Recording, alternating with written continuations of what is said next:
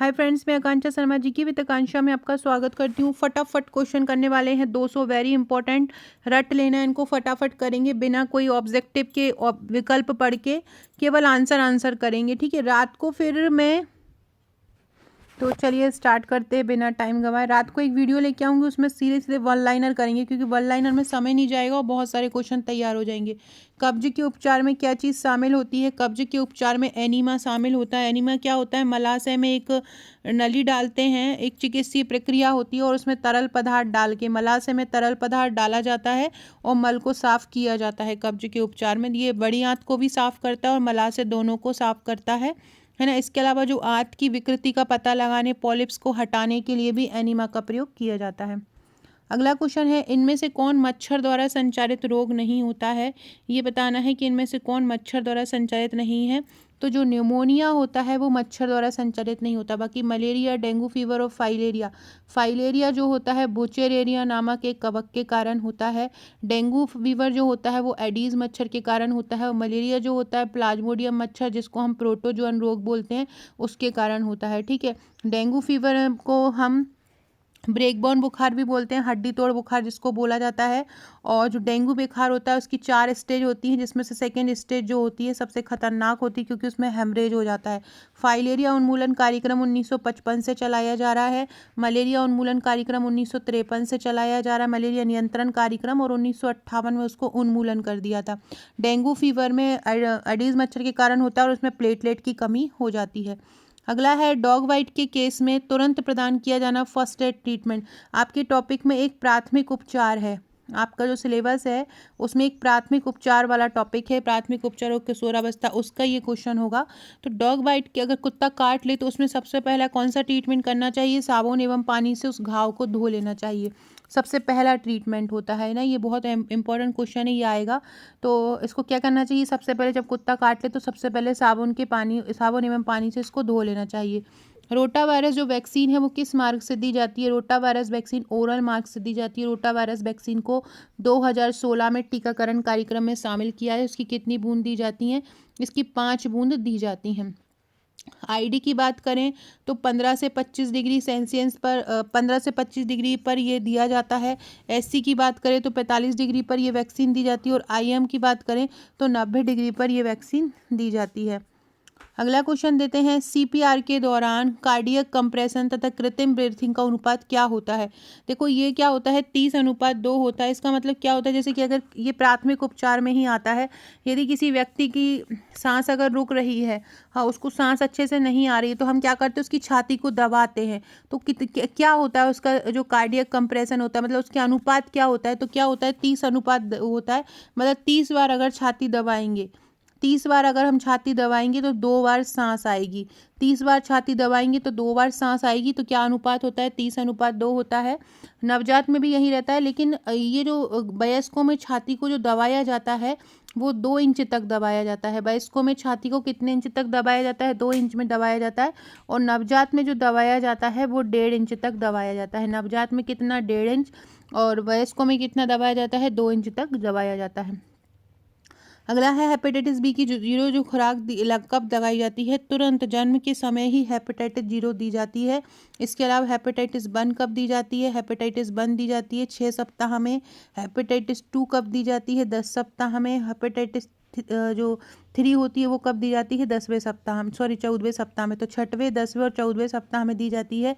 IM mode द्वारा इसको दिया जाता है। मात्रा कितनी दी जाती है? 0.5 ml दी जाती है। अगला है, उपकरणों को प्रभावी तरीके से स्टरलाइजेशन के लिए, मतलब उनको साफ करने के लिए ऑटोक्लेव में तापमान कितना होना चाहिए? 181 डिग्री तापमान होना चाहिए। अगला क्वेश्चन है, अमेरिकन हार्ट एसोसिएशन के अनुसार सीपीआर के दौरान दी जाने वाली प्रक्रियाओं का क्रम क्या होता है? तो इसका क्रम होता है कंप्रेशन एयरवे ब्रीथिंग। क्या होता है? कंप्रेशन एयरवे ब्रीथिंग होता है। और इसको हम कार्डियक पल्मोनरी रिसेशन भी बोलते हैं और इसको कंप्रेशन एयरवे ब्रीथिंग भी बोलते हैं। अमेरिकन हार्ट एसोसिएशन के अनुसार, अमेरिकन हार्ट एसोसिएशन के अनुसार कंप्रेशन एयरवे ब्रीथिंग बोलते हैं। बाकी इसको कार्डियो पल्मोनरी रिसेशन भी इसको बोला जाता है। अगला है ARI का फुल फॉर्म क्या होता है। ARI का फुल फॉर्म होता है तीव्र श्वसनीय संक्रमण, या हम बोल सकते हैं acute respiratory infection. Acute respiratory infection भी इसको बोला जाता है। इसको तीव्र श्वसनीय संक्रमण या एक्यूट रेस्पिरेटरी इन्फेक्शन भी बोला जाता है। किसको? ARI को। याद रखना, जब बहुत ज़्यादा तेज संक्रमण हो जाता है तो उसको हम क्या बोलते हैं? उसको एक्यूट रेस्पिरेटरी इन्फेक्शन बोलते हैं। एक सामान्य वयस्क में श्वेत रक्त कणिकाओं की संख्या कितनी होती है? 4000 से लगभग 11000 माइक्रोलीटर तक होती है, घन माइक्रोमीटर तक होती है। 4000 से 11000। WBC कहाँ बनती हैं? हमारी अस्थि मज्जा में बनती हैं। WBC कहाँ बनती हैं? WBC कहाँ बनती हैं? WBC अस्थि मज्जा में बनती हैं, और इनका जीवन काल सिर्फ 1 से 3 दिन तक होता है। ठीक है, और याद रखिएगा कहाँ बनती हैं? अस्थि मज्जा में होती हैं। इसके अलावा इनके 2 प्रकार भी होते हैं, एक होता है बी लिम्फोसाइट, एक होता है टी लिम्फोसाइट। जो बी लिम्फोसाइट होती हैं वो बैक्टीरिया और वायरस से हमारे शरीर की रक्षा करती हैं, और जो टी लिम्फोसाइट होती हैं वो विदेशी आक्रमणकारियों से हमारी रक्षा करती हैं। ठीक है, याद रखिएगा। अगला क्वेश्चन है ब्रोंकाई जो होते हैं वो हमारे शरीर के किस अंग का भाग होते हैं? ब्रोंकाई श्वसन तंत्र का भाग होते हैं। किसका? श्वसन तंत्र का। ब्रेडीपेनिया को क्या बोलते हैं? ब्रेडीपेनिया का मतलब होता है व्यक्ति की श्वसन दर सामान्य से कम होना। व्यक्ति की श्वसन दर सामान्य से कम होना। 16 से 18 जो होती है सामान्य होती है, इससे भी अगर कम हो जाती है श्वसन दर तो वो हो जाती है सामान्य से कम होना। अगला क्वेश्चन है निम्नलिखित में से कौन सा कॉन्ट्रासेप्टिव मेथड अंडोत्सर्ग को रोकता है? कौन सा रोकेगा? तो हार्मोनल रोकेगा। कौन सा रोकेगा? हार्मोनल होगा। अगर हमने एस्ट्रोजन और प्रोजेस्टेरोन को मिलाकर टैबलेट एक महिला को खिला दी तो वो अंडोत्सर्ग को रुक जाएगा। तो हार्मोनल चेंजेस उसको रुकता है। दवाई भी रहती है ना तो वो हार्मोनल की रहती हैं। हेपेटाइटिस मुख्य रूप से किसको प्रभावित करता है? हेपेटाइटिस मुख्य रूप से यकृत या लीवर को प्रभावित करता है। किसको? हेपेटाइटिस यकृत और लीवर को प्रभावित करता है। हेपेटाइटिस जो होते हैं 5 प्रकार के होते हैं, ABCDE प्रकार के होते हैं, जिसमें से कि जो A होता है वो जो होता है दूषित जल द्वारा फैलता है, जबकि जो B, C ये होते हैं ना ये रक्त द्वारा फैलते हैं या यौन संबंध द्वारा फैलते हैं। बाकी हेपेटाइटिस मुख्य रूप से किसको प्रभावित करता है? यकृत या लीवर को प्रभावित करता है। इसको यकृत शोथ भी बोलते हैं। इसके कारण क्या होता है? यकृत में सूजन आ जाती है, यकृत कमजोर पड़ जाता है। इसी का ही बड़ा हुआ रूप पीलिया आता है सामने। अगला है ECG का उपयोग मुख्य रूप से किस अंग संबंधी बीमारियों के लिए करते हैं? ECG का उपयोग मुख्य रूप से हृदय संबंधी बीमारियों के लिए करते हैं। किडनी ट्रे का उपयोग क्या होता है? जो मतलब वेस्ट सामग्री होती है, व्यर्थ सामग्री होती है, उसको एकत्रित करने के लिए किडनी ट्रे का उपयोग किया जाता है। अगला है सीजोफ्रेनिया क्या है? सीजोफ्रेनिया एक मानसिक बीमारी होती है। सीजोफ्रेनिया क्या है? एक मानसिक बीमारी होती है। NRR का मतलब क्या होता है? Net reproduction rate. कुल जो प्रजनन दर होती है वो नेट रिप्रोडक्शन रेट कहलाती है। वर्तमान में 2.1 मध्य प्रदेश में है, और 2 कहाँ पर है? भारत में है। 2.1 कहाँ पर है? MP में है 2.1, और भारत में कितनी है? 2 है। ठीक है, नेट रिप्रोडक्शन रेट इसको हम बोलते हैं। अगला क्वेश्चन है हेलुसिनेशन के बारे में क्या सही है? हेलुसिनेशन क्या होता है? कि हेलुसिनेशन मतलब होता है कि कोई वस्तु हैवी नहीं है फिर भी हमें आभास होता है कि वो वही है ना। हेलुसिनेशन का मतलब क्या होता है? किसी वस्तु की अनुपस्थिति में भी उसके होने का आभास होने को हम क्या बोलते हैं? हेलुसिनेशन बोलते हैं। मतलब वो वस्तु हैवी नहीं है फिर भी लगता है कि वो वस्तु है ना, उसको बोलते हैं हेलुसिनेशन। अगला है एनाल्जेसिक जो ड्रग्स होते हैं उनके काम क्या होते हैं? दर्द अगर होता है तो दर्द को कम करना। एनाल्जेसिक ड्रग्स जो होते हैं उनका काम क्या होता है? दर्द को कम करना उनका काम होता है। ये मेरा व्हाट्सअप नंबर लिखा है, अगर आपने आपका नंबर मेरे पास सेव नहीं कराया है तो करा दीजिए। यहाँ पे आगे की जो भी वैकेंसीज आएंगी उनकी आपको जानकारी मिल जाएगी। साथ ही बहुत इंपॉर्टेंट स्टेटस पे भी क्वेश्चन डालने वाली हूँ तो वो आपको मिल जाएगा। इसके अलावा अगर आपकी तैयारी पूरी है और आपको MCQ नहीं मिल रहे हैं तो आप हमारा MCQ बैच ज्वाइन कर सकते हैं। आपको उसमें सारे टॉपिक के MCQ मिल जाएंगे, हर एक टॉपिक के MCQ, साथ में ये जितने भी प्रैक्टिस सेट हैं वो भी आपको मिल जाएंगे। केवल आप MCQ भी पढ़ लोगे तो भी आपका सिलेक्शन हो जाएगा। अगला है BD का मतलब क्या होता है? BD का मतलब होता है दिन में 2 बार। बीडी का मतलब क्या होता है? तो डॉक्टर बोलता है ना कि मतलब बीडी 1 बीडी लिख देता है या 2 बीडी लिख लेता है, तो उसका मतलब क्या होता है? बंडी लिखता है। तो ये देखो जो बीडी का मतलब होता है, उसका मतलब होता है बिस या डाई। ठीक है, ट्वाइस अ डे इसको मतलब बोलते हैं, बिस या डाई को ट्वाइस अ डे बोलते हैं, इसलिए इसको बोलते हैं दिन में 2 बार। और ओडी लिख लेते हैं तो मतलब बोलते हैं दिन में 1 बार। कौन सी थेरेपी कुष्ठ रोग के उपचार के लिए लाई गई है? कुष्ठ रोग के उपचार के लिए मल्टी ड्रग थेरेपी लाई है, 1983 में इसको लाया गया। बीसीजी कब आई थी? बीसीजी तपेदिक के लिए लाया गया है, तपेदिक की वैक्सीन है। एआरटी जिसको हम एंटी रेट्रो थेरेपी बोलते हैं, ये एड्स के लिए है। और फोटोथेरेपी किसी भी चीज़ के लिए जांच करने के लिए, फोटो मतलब होता है प्रकाश अंदर डाल के चेक में करने के लिए इस फोटोथेरेपी का उपयोग करते हैं। अगला है आईएम का जो इंजेक्शन है वो कितने डिग्री पे दिया जाता है? आईएम जो का जिसको हम पेशी इंजेक्शन भी बोलते हैं, मांसपेशियों में दिया जाने वाला इंजेक्शन होता है, उसको कितने डिग्री पर दिया जाता है? 90 डिग्री पर दिया जाता है। एससी जो चमड़ी के नीचे होता है सब क्यूटेनियस, उसको 45 डिग्री पर दिया जाता है। ये हमारा आबकारी बैच है, जल्द ही आने वाला है ट्रिकी बैच। जो भी ज्वाइन करना चाहता है मुझे व्हाट्सअप कर दीजिएगा। इंसुलिन जो होता है, इंसुलिन जिसकी कमी से डायबिटीज हो जाता है, इसका कार्य क्या होता है? इसका काम होता है रक्त में शर्करा के स्तर को कम करना, ब्लड में जो ग्लूकोज लेवल होता है उसको कम करना, इसके रक्त शर्करा स्तर को कम करना इसका उद्देश्य होता है, बढ़ाना नहीं होता है। क्या होता है इसका मुख्य कार्य? रक्त शर्करा को कम करना। अगर इसकी कमी हो जाती है तो रक्त शर्करा का स्तर बढ़ जाता है और व्यक्ति डायबिटिक हो जाता है। अगला है एंजाइमा पेक्टोरिस नामक बीमारी का सबसे मुख्य लक्षण क्या है? एंजाइना, देखो एंजाइना से याद समझ लिया करो कि सीने में दर्द हो रहा है। एंजाइना से समझ लिया करो क्या हो रहा है? सीने में दर्द हो रहा है। तो एंजाइना पेक्टोरिस मतलब क्या हो जाएगा? सीने में दर्द। एंजाइना हो रहा है छाती में, ऐसा बोलते हैं ना, तो वही सीने में दर्द को बोलते हैं हम एंजाइना पेक्टोरिस। अगला है राष्ट्रीय एड्स नियंत्रण कार्यक्रम में कौन कौन सी चीज़ शामिल होती हैं? आईईसी गतिविधियां बिल्कुल होती हैं, एड्स के बारे में शिक्षा बिल्कुल होती है, एड्स कार्यक्रम के बारे में वार्तालाप सभी होते हैं। क्या फ्रेंड्स आप चाहते हैं एड्स के बारे में वीडियो? एड्स के बारे में करीब मैंने 25 से 30 प्रश्न तैयार किए हैं, क्योंकि आपके सिलेबस के 4th सेक्शन में ये है। आप चाहते हैं वीडियो बनाना तो वैसे मैं रात को एक मैराथन, शाम को बाल विकास का वीडियो लेके आने वाली हूँ। करीब 500 प्रश्न लगातार जल्दी जल्दी करेंगे रिवीजन के लिए। अगर आप चाहते हैं कि वो मैं एड्स वाला आपके लिए कराऊं, एमसीक्यू वाला, तो सारे लोग कमेंट्स में बता दीजिएगा अगर एड्स वाला टॉपिक तैयार नहीं हुआ हो, कि कौन कौन से इसके प्रोग्राम आए थे, कब सबसे पहले एड्स का पता चला था भारत में, कब सबसे पहले पता चला था, कौन सी नीतियां हैं, कौन सी इसकी योजनाएं हैं। तो अगर चाहते हैं तो कमेंट कर दीजिएगा, तो मैं शाम को मुश्किल से 15 मिनट का वीडियो बनेगा और 15 मिनट में आपको 30-35 क्वेश्चन तैयार हो जाएंगे। और एड्स के ये समझ लो 2 से 3 क्वेश्चन तो एड्स के आपको आना ही आना है एग्जाम में, है ना। तो सारे लोग कमेंट कर दीजिएगा, फिर मैं रात को बाल विकास के साथ उसका भी बना दूंगी। कौन सा लक्षण विशेष तौर पर गर्भावस्था के द्वितीय ट्राइमेस्टर के दौरान दिखाई देता है? मतलब दूसरी तिमाही में दिखाई देता है। द्वितीय ट्राइमेस्टर मतलब दूसरी तिमाही में दिखाई देता है।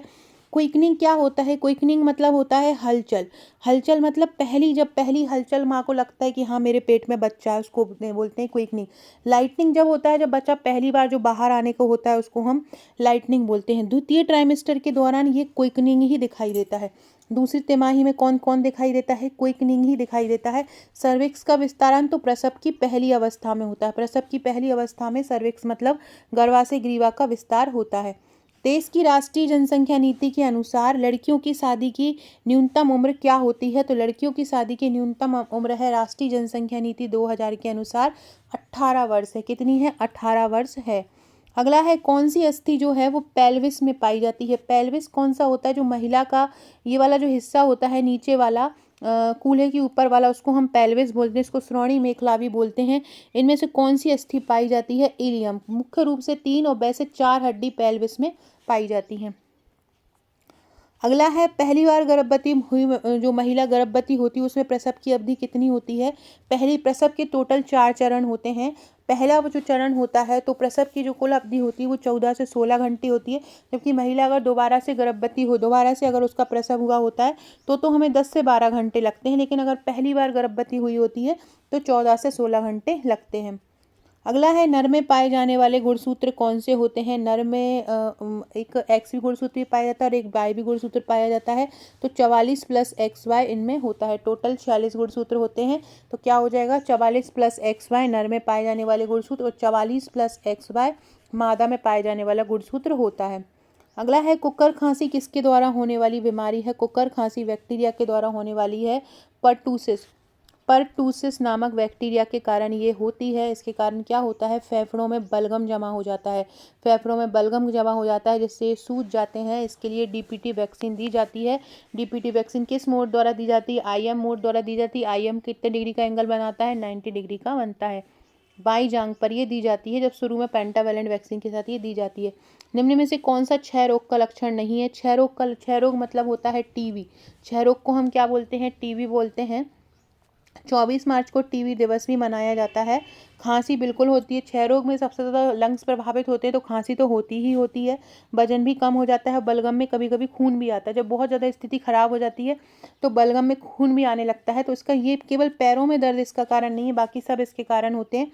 बाकी जो टीबी वाला जो रोग होता है उसमें क्या होता है कि अलग अलग प्रकार के टीबी में बांटा गया है। टीबी रोग का निदान इसलिए मुश्किल हो गया है कि हम समझ नहीं पाते हैं व्यक्ति को कि टीबी हुआ है। बहुत लास्ट स्टेज पर हमको पता चलता है क्योंकि धीरे धीरे इसकी गतिविधियाँ धीरे धीरे सामने आती हैं जिससे समझ नहीं पाते हैं कि सच में ही व्यक्ति को टीबी हुआ है या नहीं। यही कारण है कि इसका बहुत जल्दी से उन्मूलन नहीं हो पाया है। टीबी का अगर देखा जाए तो भारत सरकार ने उन्मूलन लक्ष्य रखा है 2025 तक और विश्व स्वास्थ्य संगठन ने इसका लक्ष्य रखा है 2030 तक। अगला है बच्चों में आईपीवी किस रूट द्वारा दी जाती है। बच्चों में आईपीवी आईडी रूट से दी जाती है। आईपीवी का मतलब क्या होता है, आईपीवी का मतलब होता है inactivated polio vaccine. Inactivated polio vaccine इसको बोला जाता है। मतलब इसको क्या बोला जाएगा, निष्क्रिय पोलियो वैक्सीन बोला जाएगा। और इसको खोज किसने की थी, इसकी खोज सॉल्क ने की थी। कब की थी, 1955 में की थी। इसको आईडी मोड से दिया जाता है। मतलब इसमें एंगल कितना बनता है, 15 से 25। मात्रा कितनी दी जाती है, 0.5 ml इसकी मात्रा दी जाती है। एक और पोलियो वैक्सीन होती है ओपीवी, जिसको हम ओरल पोलियो वैक्सीन कहते हैं। ये एक सक्रिय वैक्सीन होती है और 1961 में इसकी खोज की थी। इसकी खोज किसने की थी, सॉविन ने की थी। आप समझ रहे हैं ना मैं जल्दी जल्दी क्यों करा रही हूँ कि जल्दी जल्दी फैक्ट होते जाएं। मलेरिया किस रोगाणु द्वारा होता है। मलेरिया प्लाज्मोडियम प्रोटोजोअन द्वारा होता है। मलेरिया की 4 प्रजाति होती हैं। एक होती है फैल्सीफेरम। ये जो फैल्सीफेरम होती है ना, ये सबसे खतरनाक होती है। फैल्सीफेरम जो होती है ना, सबसे खतरनाक होती है। दूसरी होती है वाइवेक्स, ये थोड़ी कम खतरनाक होती है, सेकेंड नंबर पे खतरनाक होती है। तीसरी होती है ओवेल, ये नहीं होती खतरनाक, ठीक हो जाता है जल्दी, और एक मलेरियम ही नाम से होती है, तो ये भी ज़्यादा खतरनाक नहीं होती है। ठीक है, तो इस प्रकार से मलेरिया 4 प्रकार से फैलता है। किस विटामिन का अन्य नाम थायमिन भी है। विटामिन B1 का नाम थायमिन है। 1.4 से लगभग 2.2 तक इसकी मात्रा एक सामान्य पुरुष और सामान्य महिला को आवश्यक होती है और लगभग 2 मिलीग्राम इसकी आवश्यकता गर्भवती महिला को होती है। क्योंकि ये 1.4 से 2.2 इसलिए है क्योंकि जैसे जैसी अवस्था होगी, मॉडरेट काम करने वाला हो, स्थिर वर्क करने वाला हो, उस हिसाब से इसकी आवश्यकताएं जो है बढ़ती जाती हैं। अगला है पेंटावेलेंट वैक्सीन कौन सी बीमारियों से बचाव नहीं करती है। पेंटावेलेंट वैक्सीन हमें कौन सी, पेंटावेलेंट वैक्सीन 5 प्रमुख बीमारियों से बचाती है जिनमें पोलियो नहीं है। पोलियो अलग से दिया जाता है। एक तो दिया जाता है डीपीटी की वैक्सीन होती है, हेपेटाइटिस बी की वैक्सीन हो जाती है, कुकर खांसी टिटनेस में हो जाती है, हीमोफिलस इन्फ्लुएंजा की वैक्सीन हो जाती है। पोलियो की वैक्सीन इसमें शामिल नहीं होती है। पेंटा 5 की 2 खुराकों के बीच लगभग कितना अंतर होना चाहिए। पेंटा 5 की 2 खुराकों के बीच लगभग 4 सप्ताह का अंतर होना चाहिए। मतलब पहली दी जाती है कब, 6 सप्ताह में, दूसरी दी जाती है 10 सप्ताह में और तीसरी दी जाती है 14 सप्ताह में। ठीक है, पेंटावेलेंट की यही वैक्सीन दी जाती है। कहाँ पे दी जाती है, बाई मध्य जांघ पर ये इसको दिया जाता है। बाई मध्य जांघ पर दिया जाता है। किस मोड द्वारा दिया जाता है, इंट्रामस्कुलर आईएम मोड द्वारा दिया जाता है। एंगल कितने का बनता है, 90 डिग्री का बनता है। अगला है यूटीआई का पूरा नाम क्या है। यूटीआई को हम क्या बोलेंगे, तो देखो यूरिनरी ट्रैक्ट इन्फेक्शन बोल सकते हैं इसको, मूत्र मार्गीय संक्रमण, या हम क्या बोल सकते हैं, यूरिनरी ट्रैक्ट इन्फेक्शन इसको हम बोल सकते हैं। यूरिनरी ट्रैक्ट इन्फेक्शन भी इसको हम बोल सकते हैं। अगला है जेरिएट्रिक नर्सिंग का क्या अर्थ होता है। जेरिएट्रिक का मतलब तो जरा अवस्था, मतलब वृद्ध लोगों के लिए। तो क्या हो जाएगा, वृद्ध लोगों को जो दी जाने वाली नर्सिंग देखभाल होती है वो कहलाती है जेरिएट्रिक नर्सिंग। अगला क्वेश्चन है स्वैच्छिक परामर्श एवं जांच केंद्र का संबंध किससे है। स्वैच्छिक, अपने इच्छा से परामर्श, कोई आपको जोर नहीं कर रहा है, ऐसा जांच केंद्र जो होता है वो राष्ट्रीय एड्स नियंत्रण कार्यक्रम से संबंधित होता है। ये 1992 से आरंभ हुआ है। ठीक है, तो स्वैच्छिक परामर्श एवं जांच केंद्र का संबंध किससे है, राष्ट्रीय एड्स नियंत्रण कार्यक्रम से है। अगला है देश में national family health and welfare कार्यक्रम कब आरंभ हुआ था। National family health and welfare जो कार्यक्रम हुआ था वो 1952 में आरंभ हुआ था। देश में national family health and welfare कार्यक्रम कब आरंभ हुआ, 1952 में देश में national family health and welfare कार्यक्रम आरंभ हुआ था। एमटीपी के बारे में क्या एमटीपी के बारे में क्या सही है। तो एमटीपी भी वो होता है जो मतलब माता को अगर बच्चे को अबॉर्ट कराना हो तो उसके लिए परमिशन की बात हो रही है कि कौन इसमें करा सकता है। तो मेडिकल टर्मिनेंसी ऑफ प्रेगनेंसी ये होता है 1971 में ये आया था। इसको क्या बोलते हैं, medical termination of pregnancy. Medical termination of pregnancy ये होता है।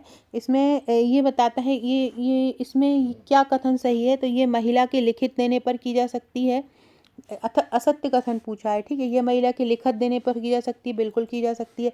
ये सरकारी अस्पतालों में की जा सकती है, ये भी सही है। ये पति के लिखित कंसेंट पर दी जा सकती है, पति की इसमें कोई ज़रूरत नहीं है, महिला और सरकारी अस्पतालों में की जाती है, पति का इसमें नहीं होगा।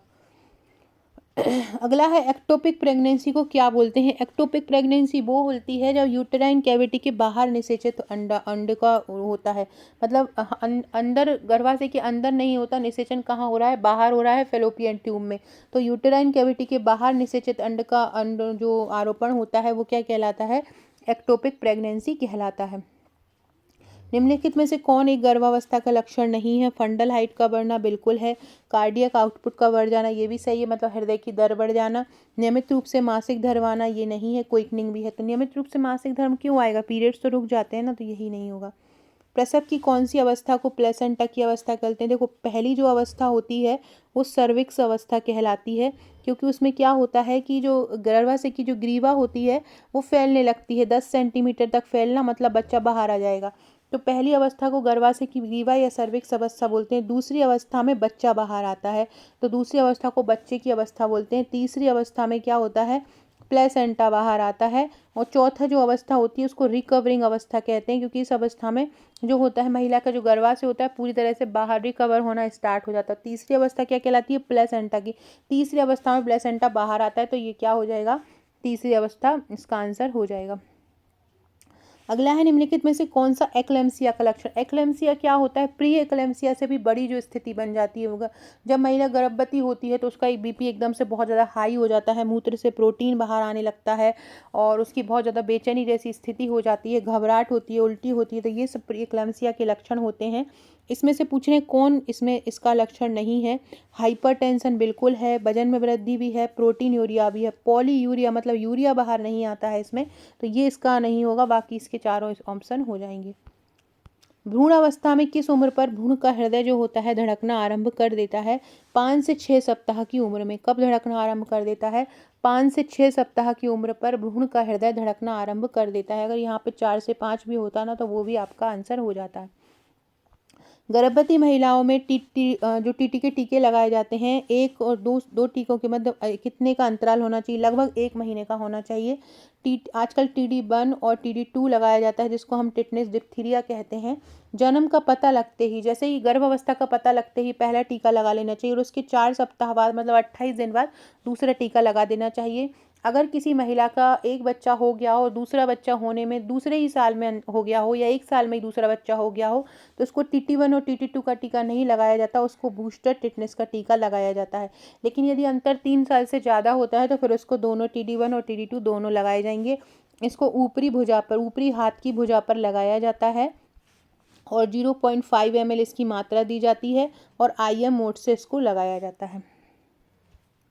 अगला है निषेचन की प्रक्रिया फैलोपन नलिका के किस भाग में होती है? एम्पुला भाग में होती है।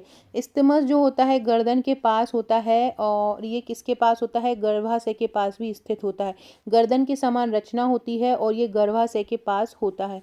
जो इनफंडिबुलम होता है वो नीचे जो फैलोपियन नलिका में जो इस प्रकार से जो रचना बनी रहती है, जो अंडा होता है, अंडा जहाँ पे निकलता है तो अंडाशय से जुड़ी जो रचना होती है वो इनफंडिबुलम बोलती है। आपसे पूछेंगे अंडाशय से सबसे ज़्यादा नज़दीक कौन होता है? तो इनफंडिबुलम ही होता है। सेफ मेथड की परिभाषा क्या होती है? सेफ मेथड की परिभाषा होती है मेंसुरेशन से जो मासिक चक्र होता है उसके 1 सप्ताह पहले एवं 1 सप्ताह के बाद का समय।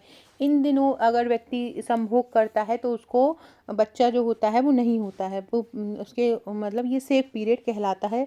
ये स्थायी विधि नहीं होती है लेकिन एक सेफ मेथड इसको हम कह सकते हैं। अगला है हार्मोनल जो आईयूडी होता है वो किसका उदाहरण होता है? जो एक हार्मोनल आईयूडी होता है रोकने का काम करता है बच्चे को, लेकिन जो हार्मोनल प्रकार का होता है तो उसको हम क्या बोलते हैं? तो उसको आईयूडी बोलते हैं। इसको इंट्रा यूटेराइन डिवाइस भी बोलते हैं। इंट्रा आईयूडी को क्या बोलते हैं? इंट्रा यूटेराइन डिवाइस भी इसको बोला जाता है। और ये कौन सी होती है इंट्रा यूटेराइन डिवाइस? इसमें से कौन सी होती है जो हार्मोनल कहलाती है? तो वो कहलाती है LNG-20। LNG-20 को हम क्या बोलते हैं? हार्मोनल इंट्रा यूटेराइन डिवाइस बोलते हैं। इसको महिला की योनि में लगा दिया जाता है जिससे कि उसको बच्चे नहीं होते हैं। फैलोपियन ट्यूब के प्रदाह संक्रमण को क्या कहते हैं? अगर फैलोपियन ट्यूब में संक्रमण हो जाता है तो उसको हम क्या बोलते हैं? उसको हम सेल्पिंगिटिस बोलते हैं।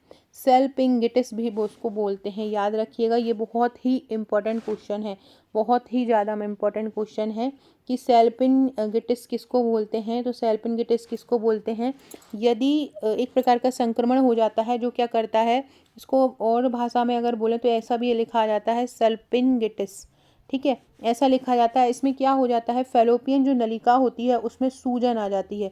फैलोपियन नलिका में क्या होती है? सूजन आ जाती है ना, जिसके कारण क्या होता है कि बच्चे को पैदा करने में, बच्चा बनने में ये सारी जो प्रॉब्लम्स उसमें आती है। ठीक है, तो याद रखिएगा यह बहुत इंपॉर्टेंट क्वेश्चन है। ये क्या होता है? फैलोपियन ट्यूब की सूजन को हम सेल्पिंगाइटिस बोलते हैं और ये जीवाणु के संक्रमण के कारण होता है। इसके अलावा ये गोनोरिया संक्रमण मतलब आनुवंशिक यौन संबंधित जो रोग होते हैं उनके कारण भी ये हो सकता है। अगला है मानव के दूध में कौन सी एंटीबॉडी पाई जाती है? मानव का दूध तो पुरुष को तो दूध होता नहीं है, मानव औरत को ही होगा, तो उसमें कौन सी एंटीबॉडी पाई जाती है? तो ये माता के दूध आ जाएगा। तो माता के दूध में इम्यूनोग्लोबिन अल्फा एंटीबॉडी पाई जाती है, IgA एंटीबॉडी पाई जाती है। IgG जो है ये प्लेसेंटा को पार कर जाती है, मतलब प्लेसेंटा में ये माता के माध्यम से प्लेसेंटा के माध्यम से बच्चे तक ये पहुंचती है, मतलब ये प्लेसेंटा को भेद कर जाती है। IgE जो होती है वो एलर्जी के लिए होती है। एलर्जी जब उत्पन्न होती है तो यही एंटीबॉडी उत्पन्न होती है। मानव दूध में इम्यूनोग्लोबिन अल्फा पाई जाती है, IgA पाई जाती है। स्पेशली जो कोलेस्ट्रम दूध होता है शुरू का, इसको खीस भी बोलते हैं हिंदी देसी भाषा में। कोलेस्ट्रम होता है ये शुरू से 1 से 3 दिन का दूध होता है। मैंने ना एक स्तनपान का वीडियो बनाया था। स्तनपान के वीडियो में मैंने जितने भी दूध के प्रकार थे, कौन सा दूध प्यास शांत करता है, कौन सा दूध भूख शांत करता है, ये सारे मैंने क्वेश्चन करवाए हैं। नहीं देखे हैं तो ज़रूर देख लेना, बहुत इंपॉर्टेंट है। कमेंट बॉक्स में मैं लिंक पिन कर दूंगी, बहुत इंपॉर्टेंट है। उसके वो भी मुश्किल से 15-20 मिनट का वीडियो, उससे आपका पूरा टॉपिक क्लियर हो जाएगा।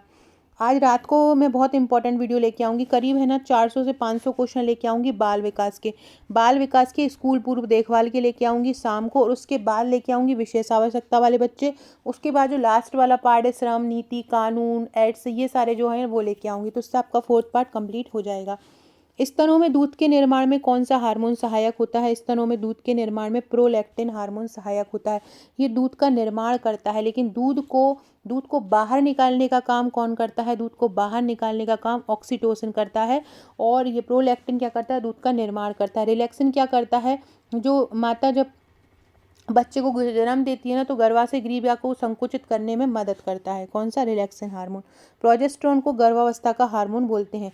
दुग्ध निष्कासन के लिए, देखो अभी अपन ने बनाया दुग्ध बनने के लिए, दुग्ध बनने के लिए प्रोलैक्टिन जिम्मेदार है, लेकिन दुग्ध निष्कासन के लिए मतलब मिल्क सीक्रेशन के लिए कौन जिम्मेदार है? मिल्क सीक्रेशन के लिए ऑक्सीटोसिन जिम्मेदार होता है। गर्भावस्था वाला हार्मोन कौन सा कहलाता है? प्रोजेस्टेरोन हार्मोन गर्भावस्था हार्मोन कहलाता है। जैसे इसकी मात्रा ज़्यादा होती है तो वह औरत जो होती है गर्भवती होती है, इसकी मात्रा कम होती है तो औरत गर्भवती नहीं होती है। कौन सा मादा जनन तंत्र का कार्य नहीं है? इनमें से कौन सा ऐसा है जो मादा जनन तंत्र का कार्य नहीं है? अंडे का निर्माण करना, बच्चे को जन्म देना, स्पर्मेटोजुआ का उत्पादन। स्पर्म का जो उत्पादन है वो मानव की कोशिका नहीं करती है, शुक्र जनन द्वारा होता है, पुरुषों में होता है, तो यही इसका आंसर हो जाएगा। अगला है म्यूकस मेम्ब्रेन जो कि वेजाइना की ओपनिंग को आंशिक रूप से बंद कर देती है, क्या कहलाती है? हाइमन कहलाती है। हाइमन जो होती है वो आंशिक रूप से जो वेजाइना की दीवार जो होती है उसको बंद कर देती है, उसको हम क्या बोलते हैं? उसको हम हाइमन बोलते हैं। क्या बोलते हैं? हाइमन बोलते हैं, याद रखिएगा। ये बहुत इंपॉर्टेंट क्वेश्चन है, ये मानव का जो अंग वाला टॉपिक है ना वहाँ पर ये पूछा जा सकता है, वहाँ पर ये जो है ये क्वेश्चन पूछा जाता है कि हाइमन कहाँ होता है। हाइमन जो ये से ये योनि होती है ना, तो यहाँ वाला जो हिस्सा होता है वो हाइमन कहलाता है। अगला है जाइगोट किसके द्वारा बनता है? जाइगोट किसके द्वारा मिलता है? जाइगोट जब नर और मादा आपका अंडाणु और शुक्राणु आपस में मिल जाता है तो वो क्या कहलाता है? जाइगोट कहलाता है। तो क्या हो जाएगा? अंडाणु और शुक्राणु के मिलने से। मेंस्ट्रुएशन साइकिल की फेसेस का सही क्रम क्या होता है? तो सबसे पहले होता है मेंस्ट्रुअल, मतलब सबसे पहले मेंस्ट्रुअल होता है, फिर प्रोलिफेरेटिव आता है, मतलब बढ़ना आता है, ठीक है। तो मेंस्ट्रुअल आ जाएगा, प्रोलिफेरेटिव आ जाएगा और फिर सीक्रेटरी, मतलब लास्ट में क्या होता है? सीक्रेशन हो जाता है। पहले चक्र स्टार्ट होता है, फिर वो बनना आरंभ होता है, फिर क्या है? सीक्रेशन आरंभ होता है। तो सी इसमें आंसर हो जाएगा। अगला है फैमिली प्लानिंग का मुख्य उद्देश्य क्या है? परिवार नियोजन कार्यक्रम 1952 में आया था, इसको परिवार कल्याण कार्यक्रम 1977 में कर दिया था। इसका उद्देश्य क्या है? अनचाहे गर्भ को रोकना, इच्छानुसार गर्भ धारण करना, दो गर्भों के बीच अंतराल को नियंत्रित करना, ये सभी इसके कारण हो जाएंगे, उपरोक्त सभी इसका आंसर हो जाएगा। निम्न में से कौन सा स्पेसिंग कॉन्ट्रासेप्टिक मेथड नहीं है? कंडोम है, माला एन है, कॉपर टी है। ट्यूबेक्टोमी नहीं है। ट्यूबेक्टोमी एक स्थायी प्रक्रिया होती है, इसके द्वारा जो बास डिफरेंस को अलग कर दिया जाता है पुरुषों की, और कभी भी वो पिता नहीं बन पाएगा। तो बाकी ये सारी जो होते हैं स्पेस होते हैं, मतलब दो बच्चों के बीच गैप देने के लिए इनका उपयोग किया जाता है। पैरास्टामोल जो औषधि होती है वो क्या होती है? बुखार रोधी उसको औषधि बोलते हैं, एंटीपायरेटिक बोलते हैं। पैरास्टामोल को जब किसी को अचानक से बुखार आ जाता है ना तो हम इसको पैरास्टामोल देते हैं। ये प्राथमिक उपचार में आ जाएगा। मिर्गी रोग की देखभाल के लिए आप सबसे पहले क्या करेंगे? आसपास की जो वस्तुएं होंगी उनको हटा देंगे क्योंकि वो चोट का कारण ना बने। ये भी आपका प्राथमिक उपचार का क्वेश्चन हो जाएगा, ये भी आपके प्राथमिक उपचार वाले क्वेश्चन में पूछा जा सकता है। अगला है गर्भावस्था का सबसे स्पष्ट प्रारंभिक संकेत क्या होता है? सबसे जो मेन दिखता है, सबसे मेन होता है मासिक चक्र बंद होना। अगला क्वेश्चन है भारत में गर्भ निरोधक का एक व्यापक स्वीकृत तरीका क्या है? महिला नसबंदी। जैसे ही महिला का बच्चा होता है उसको तुरंत 24 घंटे से लेकर 7 दिन में अगर कराना चाहती है तो तब करा लेना चाहिए, वो सबसे सेफ अवधि रहती है। फ्रेंड्स, सारे लोगों जिनको भी ये फटाफट वाले वीडियो पसंद आ रहे हैं, सबसे पहले सारे लोग कमेंट कीजिएगा, अपने व्हाट्सएप पर, अपने स्टेटस पर, सब जगह लगा दीजिएगा ताकि ज़्यादा से ज़्यादा लोग वीडियो देखें। ज़्यादा लोग देखेंगे तो हमको भी मोटिवेशन मिलेगा और हम और वीडियो आपके लिए फटाफट वाली सीरीज जल्दी जल्दी लेके आएंगे, ठीक है। इसके अलावा अगर आपने हमारा नंबर अभी तक अपना सेव नहीं कराया है तो जल्दी से फटाफट अपना नंबर भी मेरे पास व्हाट्सएप करके सेव करा दो। अगला है एमनियोसेंटेसिस। एमनियोसेंटेसिस जो होता है वो एमनियोटिक द्रव से बना होता है। एमनियोटिक द्रव क्या होता है? जो बच्चों को चारों ओर से घेरे रहता है, बच्चों को चारों ओर, बच्चा इसमें यहाँ लेटा हुआ है और बच्चों को चारों ओर से जो घेरा रहता है उसकी रक्षा करता है, उसको हम एमनियोटिक द्रव बोलते हैं। एमनियोटिक सेंटेसिस से ये प्रक्रिया होती है कि एमनियोटिक द्रव को निकालकर इसके द्वारा हम बच्चे की बीमारी का पता लगाते हैं कि भ्रूण में कौन सी बीमारी होती है, वो एमनियोसेंटेसिस से हम पता लगा लेते हैं। इसकी मात्रा 1000 ml तक हो जाती है 37वें 38वें सप्ताह में, और बच्चा होने तक इसकी मात्रा थोड़ी सी कम हो जाती है। भारतीय दंड संहिता के किस प्रावधान के अंतर्गत जानबूझकर किए जाने वाले गर्भपात पर दंड का प्रावधान किया है? यदि कोई गर्भपात जानबूझकर किया गया है तो आईपीसी की धारा 1860 के तहत दंड का प्रावधान किया गया है। अगर कोई भी गर्भपात कैसे किया गया हो, जानबूझकर किया गया हो तो। निम्न में कौन सा रोग जीवाणुओं से नहीं होता है? छोटी माता तो वायरस के कारण होता है, ट्यूबरकुलोसिस बैक्टीरिया के कारण होता है, हैजा भी बैक्टीरिया के कारण होता है, और प्लेग भी पेस्टिस नामक एक बैक्टीरिया के कारण ही होता है। तो छोटी माता वो जो होता है वेरिसोला जेस्टर वायरस के कारण होता है, वेरिसेला एक वायरस होता है उसके कारण छोटी माता होता है। तो यही इसका आंसर हो जाएगा। अगला है टिटनिस रोग के कारण मनुष्य का कौन सा अंग प्रभावित होता है? टिटनिस के कारण मनुष्य का तंत्रिका तंत्र प्रभावित होता है। इसको लॉकजा रोग भी बोलते हैं, क्योंकि इसमें जबड़ा जो होता है वो एकदम रुक सा जाता है, काम हिलता डुलता नहीं, काम करना बंद हो जाता है। इसके अलावा इससे हाइड्रोफोबिया भी हो जाता है, जल से बच्चा डरने लगता है अगर टिटनिस की बीमारी हो जाती है। अगर आजकल कोई घाव वगैरह हो जाता है किसी को, चोट मोट लग गई है स्पेशली बारिश के मौसम में, तो एटीएस की वैक्सीन दी जाती है। एटीएस को हम क्या बोलते हैं? एंटी टिटनेस सीरम बोला जाता है। मच्छरों को नष्ट करने के लिए किस मछली का उपयोग किया जाता है? मच्छरों को नष्ट करने के लिए गम्बूसिया मछली का उपयोग किया जाता है। अगला है स्वाइन फ्लू एक रोग है, इसका प्रमुख कारण क्या है? H1N1 virus. H1N1 वायरस जो होता है वो स्वाइन फ्लू का एक रोग होता है, इसके कारण स्वाइन फ्लू रोग हो जाता है। अगला है full form of Ayush. Ayush की स्थापना कब हुई थी? आयुष की जो स्थापना हुई थी वो 2018 में हुई थी। इसका फुल फॉर्म क्या है? इसका फुल फॉर्म है आयुर्वेदिक योगा यूनानी, आयुर्वेद योगा यूनानी सिद्धा होम्योपैथी एंड नेचुरोपैथी, ये इसका फुल फॉर्म होता है। अगला क्वेश्चन है बाल विकास किसका अध्ययन होता है? बाल विकास जो होता है गर्भावस्था से किशोरावस्था तक का अध्ययन कहलाता है। बाल विकास किसका अध्ययन कहलाता है? गर्भावस्था से किशोरावस्था तक के अध्ययन को बाल अवस्था कहते हैं। लॉकजा बीमारी किसको बोलते हैं? लॉकजा जो बीमारी होती है वो मैंने अभी बताया था, टिटनिस को लॉकजा बीमारी कहते हैं। आपके लिए एक क्वेश्चन है, नीली मौत, नीली मौत किस बीमारी को कहते हैं? नीली मौत किस बीमारी को कहते हैं? सारे लोग कमेंट करके मुझे बताइएगा कि नीली मौत किस बीमारी को कहते हैं। सारे लोग कमेंट जरूर कीजिएगा, जिनको भी वीडियो पसंद आते हैं सारे लोग कमेंट कीजिएगा नीली मौत किस बीमारी को कहते हैं। अगला क्वेश्चन है गर्भाशय ग्रीवा की जो पूर्णता मूल्यांकन कैसे किया जाता है? गर्भाशय ग्रीवा की पूर्णता मूल्यांकन बिशप स्कोर द्वारा किया जाता है। बिशप स्कोर द्वारा गर्भाशय की ग्रीवा क्या पूर्णतः फैल गई है, इसको बिशप स्कोर द्वारा चेक कर हम इसका पता कर सकते हैं कि इस जो गर्भाशय जो ग्रीवा है वो पूरी तरह से फैल गई है। इसमें पता चलता है कि गर्भाशय ग्रीवा कितना तैयार है। ये स्कोर जो होता है वो 0 से 13 तक का होता है। 0 का मतलब होता है कि प्रसव के लिए तैयार नहीं है, 0 का मतलब होता है प्रसव को तैयार नहीं है, और 13 का मतलब होता है अभी बेहतर संभावना है।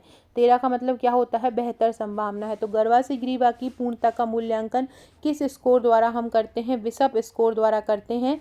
इसमें गर्भाशय ग्रीवा की जांच की जाती है, बच्चे के सिर की स्थिति देखी जाती है, प्रसव के लिए कोई प्रेरण की जरूरत है ये भी देखा जाता है, प्रसव सफल होगा या नहीं ये भी देखा जाता है। अगला क्वेश्चन है गर्भावस्था की प्रथम तिमाही के दौरान कई महिलाएं सामान्यतः जी मचलाने एवं उल्टी आने का अनुभव करती हैं। ये लक्षण किस हार्मोन के ज़्यादा आने के कारण होता है? कौन सा हार्मोन ज़्यादा बनता है? तो इस एचसीजी जो हार्मोन होता है जिसको हम कोरियोनिक गोनेडोट्रोपिक हार्मोन बोलते हैं, एचसीजी जिसको हम बोलते हैं ह्यूमन कोरियोनिक गोनेडोट्रोपिक हार्मोन, ये हार्मोन के कारण ही देखो यही एक ऐसा ये प्लेसेंटा द्वारा बनता है, और यही एक ऐसा हार्मोन है जो कि यही एक ऐसा हार्मोन है जो कि जिसके मूत्र में पता लगा कि ये पता लगाते हैं कि महिला गर्भवती है या नहीं। अगर 5 ml से मात्रा ज़्यादा होती है तो गर्भवती होती है, और इसकी जो मात्रा होती है वो हर 48-72 घंटे में बढ़ती घटती रहती है। इसी के बढ़ने के कारण ही क्या होता है, महिलाओं को उल्टी वाले लक्षण आते हैं शुरू में, जो मॉर्निंग सिकनेस जिसको हम बोलते हैं वो इसी अवस्था में आते हैं। मोतियाबिंद में आँख का कौन सा भाग प्रभावित होता है? मोतियाबिंद में आँख का लेंस प्रभावित होता है। दान किसका दिया जाता है? कॉर्निया का। गर्भावस्था के दौरान धूम्रपान से क्या हो सकता है?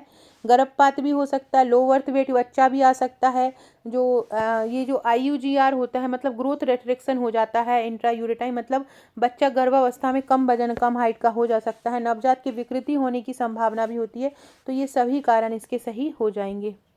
अगला है पारिवारिक हिस्ट्री प्रसव पूर्व जांच का एक महत्वपूर्ण घटक है, क्योंकि मतलब इसलिए कि कहीं किसी आनुवांशिक बीमारी जो अगर परिवार में किसी को है तो कहीं वो बच्चे को ना प्रभावित कर दे। तो कोई आनुवांशिक बीमारी जो नवजात को प्रभावित कर सकती है, इस बारे में पता लगाने के कि परिवार में कोई बचपन कोई किसी का बच्चा हुआ हो, परिवार में उसको कोई समस्या हो, तो ये भी चेक कर लिया जाता है कहीं दूसरे बच्चे को भी ना हो। तो इसलिए अल्ट्रासोनोग्राफी द्वारा इसका चेक किया जा सकता है।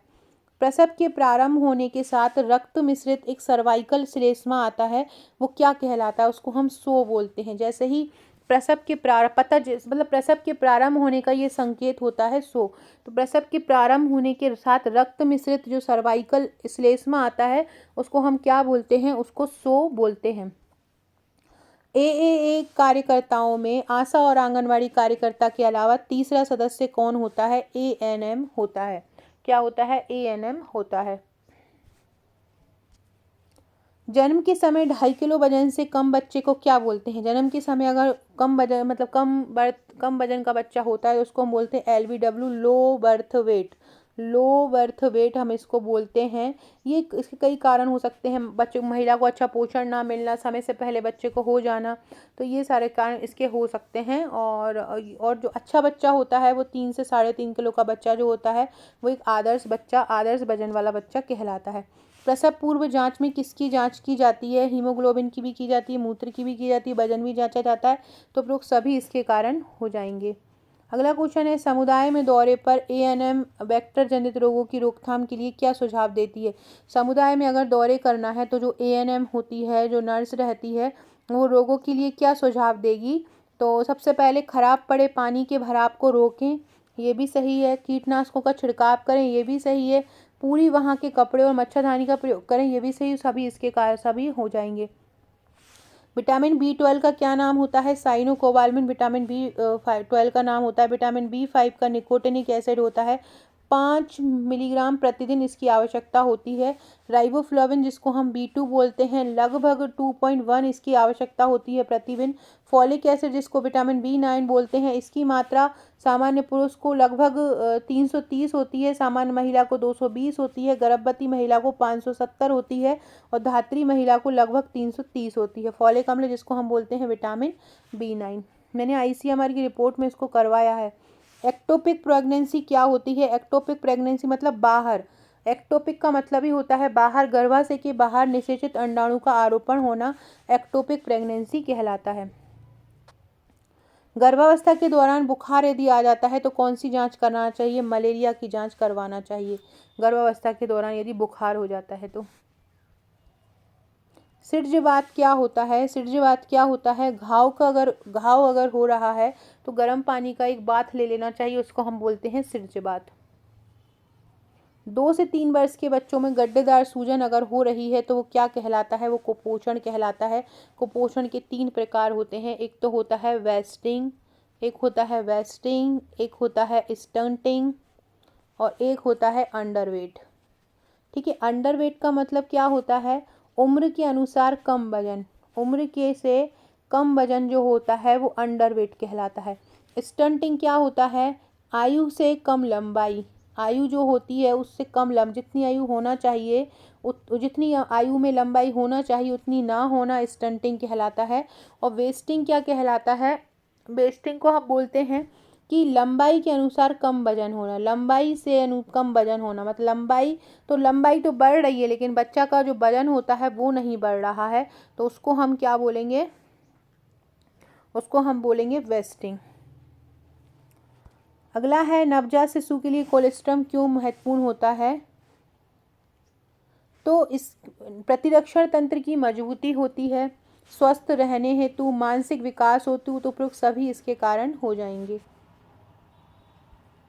शरीर का कौन सा भाग उदरीय एवं वक्षीय गुहा को अलग करता है? उदरीय मतलब पेट और वक्षीय गुहा मतलब वक्ष, तो इनको कौन अलग करता है? डायफ्राम। डायफ्राम जो होता है वो उदरीय गुहा और वक्षीय गुहा को अलग करता है। ठीक है, तो कौन अलग करता है? डायफ्राम जो होता है वो उदरीय गुहा और वक्षीय गुहा को अलग करता है। बहुत महत्वपूर्ण है ये क्वेश्चन, है ना, तो इसको याद रखिएगा, मानव अंग में ये क्वेश्चन पूछा जा सकता है।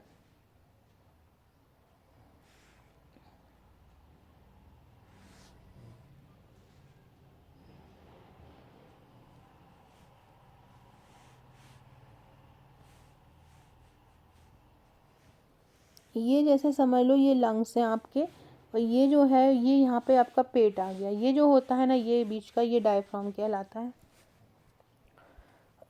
अगला है, मानव की ऐसी कौन सी प्रतिक्रिया है जो जीवन भर कभी समाप्त नहीं। बहुत सारी तो नवजात रिफ्लेक्स होती हैं, लेकिन कुछ ऐसी होती हैं जो जीवन भर समाप्त नहीं होती, उसको हम बोलते हैं स्वॉलोइंग रिफ्लेक्स। स्वॉलोइंग मोरोस क्या होती है, बच्चे को जिस तरफ मोड़ो उस तरफ से दूसरी तरफ पूरा मुड़ जाता है, उसको हम मोरो रिफ्लेक्स कहते हैं। रूटिंग क्या होता है, गाल पे टच करो ना तो उसका तो वो गाल खोलने लगता है, ठीक है। लेकिन स्वॉलोइंग रिफ्लेक्स जो होता है वो जीवन भर पाया जाता है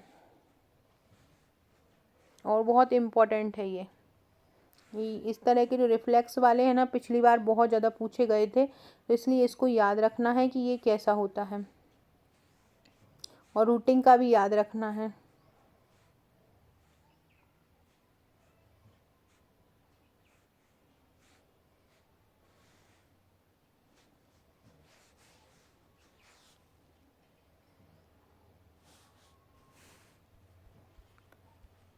अगला क्वेश्चन है, एक छिद्र रहित बाल्टी जो होती है जिसमें छिद्र नहीं हो, ऐसी बाल्टी किसके निस्तारण में काम लाई जाती है। जो सुइयाँ वगैरह रहती हैं ना, सुई रहती हैं, टूटे एम्प्यूल्स रहते हैं, टूटे पदार्थ होते हैं, उनको निस्तारण के लिए, उनको बाहर करने के लिए इसका उपयोग किया जाता है, छिद्र रहित बाल्टी का। अगला क्वेश्चन है, कौन सा कब्ज का एक प्रमुख कारण है। रेशेदार आहार की कमी मतलब फाइबर्स की कमी। प्रतिदिन 30 ग्राम फाइबर तो लेना ही चाहिए। तरल भोजन कम लेना, ये भी सही है। अनियमित आंत उत्सर्जन की आदत, ये भी सही। तो सभी इसके कारण हो जाएंगे। अगला है, वे जीवाणु जिन्हें प्रवर्धन तथा संख्या में बढ़ाने के लिए ऑक्सीजन की उपस्थिति अनिवार्य है, क्या कहलाते हैं। एरोबिक कहलाते हैं। क्या कहलाते हैं, एरोबिक कहलाते हैं ऐसे जीवाणु जिन्हें प्रवर्धन तथा संख्या बढ़ाने के लिए ऑक्सीजन की आवश्यकता होती है, और जहाँ नहीं होती है उनको क्या बोलते हैं, एनारोबिक बोलते हैं। ILR जो होता है उसका आदर्श तापमान कितना होता है। ILR जो टीका रखने के लिए होता है उसका आदर्श तापमान होता है 2 से 8 डिग्री सेल्सियस। कितना होता है ILR का तापमान, 2 से 8 डिग्री सेल्सियस ILR का फुल फॉर्म होता है। इसको क्या बोलते हैं, आइस लाइन रेफ्रिजरेटर बोलते हैं। आइस लाइन रेफ्रिजरेटर इसको हम बोलते हैं, आइस लाइन रेफ्रिजरेटर बोलते हैं। उसका कितना टेम्परेचर चाहिए, 2 से 8 डिग्री सेल्सियस टेम्परेचर इसमें चाहिए है। प्रसव का जो प्रथम चरण कहलाता है वो कौन सा कहलाता है। प्रसव सर्विक्स का 10 सेंटीमीटर खुल जाता है। सर्विक्स जब 10 सेंटीमीटर तक खुल जाता है उसको हम बोलते हैं, तो लेबर पेन से ये स्टार्ट होता है और सर्विक्स के 10 सेंटीमीटर खुलने पर ये समाप्त होता है। तो प्रसव का प्रथम चरण क्या हो जाएगा, लेबर पेन से सर्विक्स के 10 सेंटीमीटर खुलने तक ये हो जाता है। पहला चरण लगभग 10 से 12 घंटे तक होता है। शिशुवती माता के स्तन में यदि गांठ हो जाती है तो इसका क्या कारण होता है। बच्चों को ज़रूरत से ज़्यादा दूध बनना, ये भी सही है। लगभग 600 ml दूध बनता है शुरू के 3 माह में, शुरू के 6 माह में, शुरू के 6 माह में लगभग 600 ml दूध बनता है। स्तन पर बच्चों की गलत पकड़, ये दोनों ही कारण हो सकते हैं कि शिशुवती माता का जो स्तन है वहाँ पर क्या पड़ जाती है, गांठ पड़ जाती है। 6 माह से कम आयु के शिशु को ऊपरी आहार की अनुशंसा दी जाती है। यदि कब दी जाएगी, ये शिशु माँ की मृत्यु हो जाए, माता गंभीर बीमारी से ग्रसित हो, असफल स्तनपान, तो ये सभी इसके कारण हो जाएंगे। बाल विकास की कितनी अवस्थाएं हैं। बाल विकास की 4 अवस्थाएं होती हैं। कौन कौन सी 4 अवस्था होती हैं। एक होती है गर्भावस्था, एक होती है शैशव अवस्था, एक होती है बाल अवस्था, और एक होती है किशोर अवस्था। ये मुख्य रूप से 4 हैं, बाकी अलग अलग लोगों ने अलग अलग पार्ट में भी डिवाइड किया है। वृद्धि निगरानी के कितने चरण होते हैं।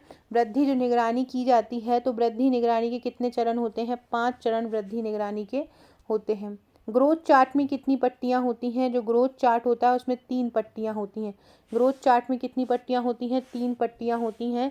एक रेड होती है, ग्रीन होती है, और एक येलो होती है, ठीक है। यदि बच्चे का वजन ग्रोथ की नारंगी, वो लाल को हम नारंगी बोलते हैं, तो लाल नारंगी पट पर आ रहा हो तो क्या होता है, अगर नारंगी हो या लाल होता है मतलब लाल खतरनाक निशान होता है, खतरनाक तरीके की चीज़ें बताता है। इसका मतलब क्या होता है, बच्चा कम वजन का होगा। बच्चा कैसा होगा, कम वजन का होगा। अगला क्वेश्चन है, ग्रोथ चार्ट में खड़ी लाइन क्या बताती है। खड़ी लाइन जो होती है बच्चों की आयु बताती है। आंगनवाड़ी केंद्रों में इनका उपयोग किया जाता है। ग्रोथ चार्ट की जो आड़ी लाइन होती है, आड़ी लाइन क्या बताती हैं, आड़ी लाइन वजन को बताती हैं। आड़ी लाइन मतलब होती है ऐसी, ऐसी लाइन किसको बताती है, वजन को बताती है। और जो ऐसी लाइन होती है वो किसको बताती है, आयु को बताती है।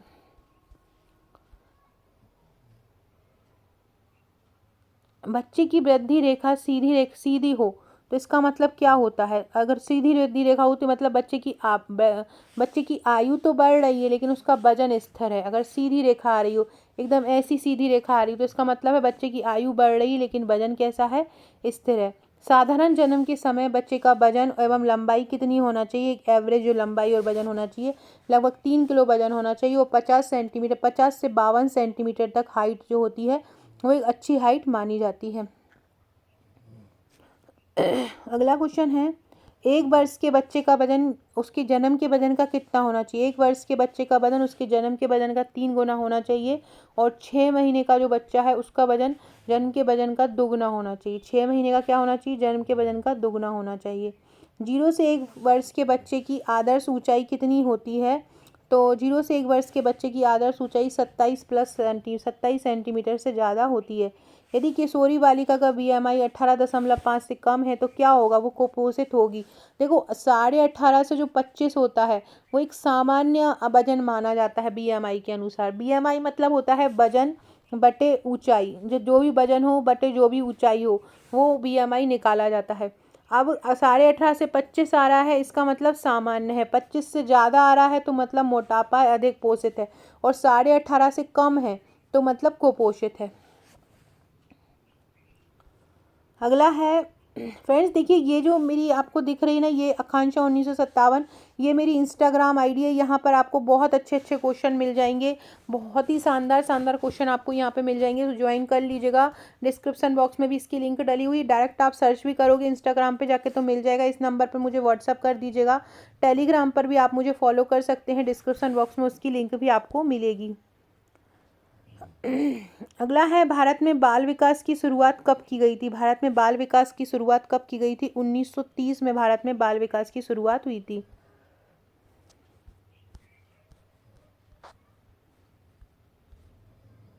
तो भारत में बाल विकास की शुरुआत कब हुई थी? भारत में बाल विकास की शुरुआत कब हो गई थी? 1930 में भारत में बाल विकास की शुरुआत हो गई थी। अगला है, संवेगों की उत्पत्ति किससे होती है? संवेगों की जो उत्पत्ति होती है वो मूल प्रवृत्तियों से होती है। मैकडूगल ने टोटल 14 प्रकार के संवेगों का वर्णन किया है। किशोरावस्था में सामाजिक व्यवस्था पर निम्नलिखित में से किसका प्रभाव नहीं पड़ता है? असुरक्षा का प्रभाव नहीं पड़ता, बल्कि रुचियों, आवश्यकता और अभिवृत्ति का प्रभाव पड़ता है। क्षमा और जो गर्व जैसी भावना का विकास किस अवस्था में होता है? क्षमा और जो गर्व जैसी भावना होती हैं उनका जो विकास होता है वो किस अवस्था में होता है? तो ये होता है बाल अवस्था में। क्षमा जैसी, शर्म जैसी भावना, गर्व जैसी भावना, ये कब आती है? शर्म और गर्व जैसी जो भावना होती है वो कब आती है? बाल्यावस्था में आती है। कब आती है? बाल्यावस्था में ये आती है।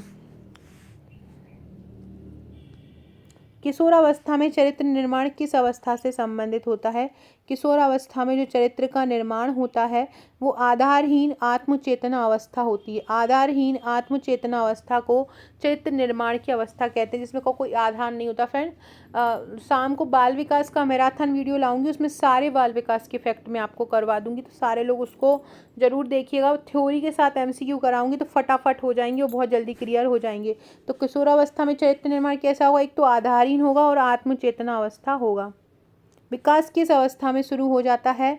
विकास प्रसव पूर्व अवस्था से ही स्टार्ट हो जाता है, गर्भावस्था से ही आरंभ हो जाता है। तो क्या आ जाएगा? प्रसव पूर्व अवस्था आ जाएगा।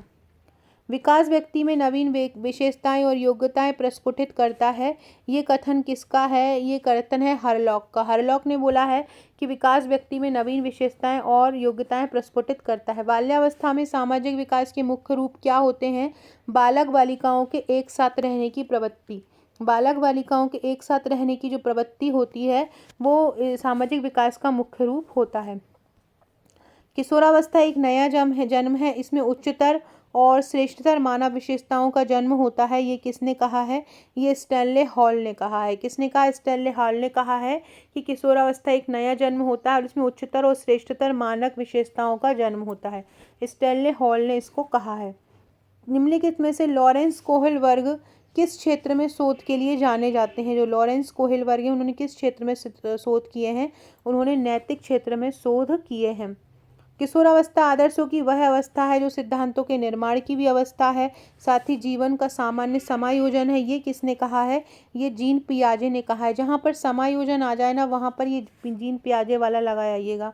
बालक के जो शारीरिक व क्रियात्मक विकास की दिशा होती है वो कैसी होती है?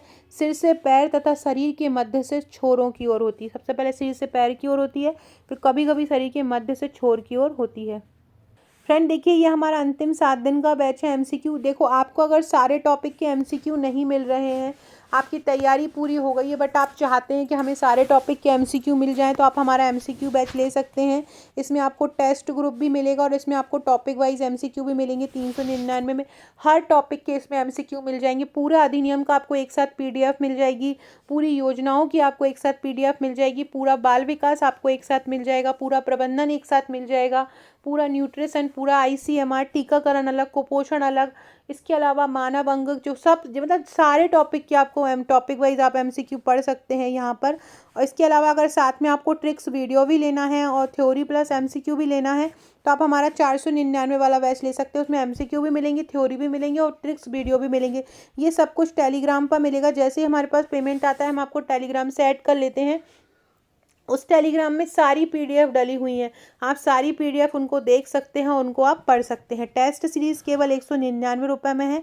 199 में हम आपको वहाँ पर टेस्ट में जोड़ लेंगे। अगला क्वेश्चन है, मानसिक विकास का संबंध किससे नहीं है? शिक्षार्थी के वजन एवं ऊंचाई से, तर्क एवं निर्णय से, स्मृति के विकास से, अवबोध की। शिक्षार्थी के वजन एवं ऊंचाई से उसका कोई लेना देना नहीं होता है। ठीक है, ये इसका आंसर हो जाएगा। मैकडूगल के अनुसार मूल जो प्रवृत्ति होती है, उसके अनुसार मूल प्रवृत्ति जिज्ञासा से संबंधित संवेग कौन सा होता है? जिज्ञासा से जो संबंधित संवेग होता है वो आश्चर्य होता है। आश्चर्य जिज्ञासा से संबंधित संवेग होता है। मनुष्य के शरीर में हड्डियों की संख्या किस अवस्था में कम होती है? प्रौढ़ अवस्था में सबसे कम होती हैं, नवजात अवस्था में सबसे ज़्यादा होती है, शैशव अवस्था में 300 प्लस होती हैं, बालावस्था में लगभग 250 होती हैं और वयस्क अवस्था में किशोरावस्था में 206 होती हैं और यहाँ पे आके 200 कम समथिंग हो जाती, कम ही हो जाती हैं। तो प्रौढ़ अवस्था में सबसे कम होती हैं। सो फ्रेंड्स, ये था हमारा आज का वीडियो। अगर आप सारे अधिनियम एक साथ चाहते हैं, सारी योजना एक साथ चाहते हैं, इसी प्रकार के मैराथन वीडियो चाहते हैं, सारे लोग कमेंट कीजिएगा, लाइक कीजिएगा, वीडियो को शेयर कीजिएगा। Okay friends, thank you.